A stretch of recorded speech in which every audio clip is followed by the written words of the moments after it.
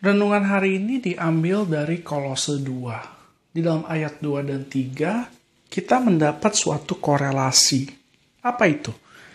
Ketika kita mengenal Allah, hati kita akan terhibur, hati kita akan menjadi kuat, hati kita akan penuh kasih, karena di dalam Dia tersembunyi segala harta hikmat dan pengetahuan.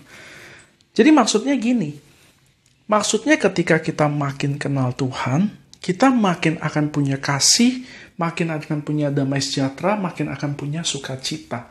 Makin kita nggak kenal Tuhan, kita makin akan takut, akan khawatir. Jadi ada suatu korelasi langsung. Kalau kita kenal Tuhan, hati kita terhibur, kita punya kasih, kita punya damai sejahtera, kita punya sukacita. Kalau kita nggak punya hubungan sama Tuhan, kita nggak kenal Tuhan, kita nggak punya ini. Artinya apa?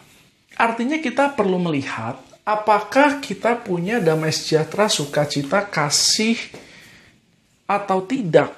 Kalau misalnya enggak, berarti pengenalan kita akan Kristus kurang dalam. Orang itu perlu berakar di dalam Kristus. Nah, berakar itu bukan sesuatu yang kita bisa lakukan satu hari lalu besok tidak lakukan. Pohon itu bertumbuh setiap hari. Segala sesuatu itu bertumbuh setiap hari. Sel itu bertumbuh setiap hari. Ketika sel itu mati, dia akan terganti, ada regenerasi. Manusia tidak bisa sebentar kenal Tuhan, sebentar nggak kenal Tuhan. Karena pengenalan akan Tuhan itu sesuatu yang membuat kita menjadi hidup, menjadi bertumbuh. Nah, artinya pengenalan akan Tuhan itu harus dilakukan setiap hari, kalau bukan setiap saat.